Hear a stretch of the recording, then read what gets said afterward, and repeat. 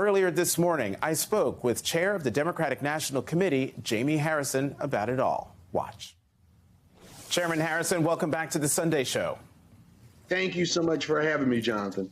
So yesterday's DNC vote was historic. Previously, you said that putting states like South Carolina, Georgia, and Michigan at the top of the primary calendar would make sure the Democratic Party's diversity is reflected in the selection of the next president.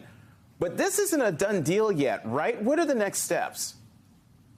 Well, listen, Jonathan, we are very close. We have the parameters set. We know that South Carolina will be the first. Right now, we have given waivers to both New Hampshire and to the state of Georgia. There are things that they would have to work out in order to comply with the waivers. And so, but we do know this, that are already set in stone are the states of South Carolina being the first, Nevada sharing that second slot with New Hampshire. And then before we go into the rest of the calendar, Michigan. We're just waiting whether or not Georgia and New Hampshire can work out whatever they need to in order to comply with the waivers. But we're really excited about this because it reflects the diversity of our party, the diversity of the nation, but also it reflects our values. Well, let me get you on New Hampshire and this waiver. I mean, it's part of New Hampshire law that says that that state must be the first in the nation primary. And Republicans are in charge of the state, so they have no intentions of helping you all out. So are you really going to punish New Hampshire? Is the party really going to punish New Hampshire, its delegations, and other states that don't fall in line?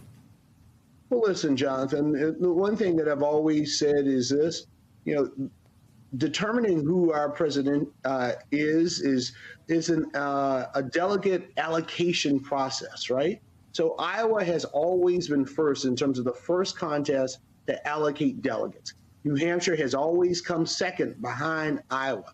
Well, the only thing that is changing with this is that we're swapping out Iowa for South Carolina. New Hampshire will be the second contest in which we allocate delegates. We will continue to work with the New Hampshire delegation as much as we can, but this is the plan that we have going forward, and we're going to move forward with it in as quick as a fashion as we can, because before we know it, 2020 will be here. Well, and just to be clear, Iowa went first, but I think New Hampshire would say, but Iowa was a caucus and not a primary. But look, there's a new Washington Post ABC News poll that says 62% of Americans say they would be, quote, dissatisfied or, quote, angry if Biden was reelected president. It's all but assumed that the president's going to run for reelection. Don't these numbers make his task extremely difficult? Well, Jonathan, I just got another poll from Hit Strategy just this week that showed north of 70%, 75%, I believe, of African Americans supporting Joe Biden running for reelection.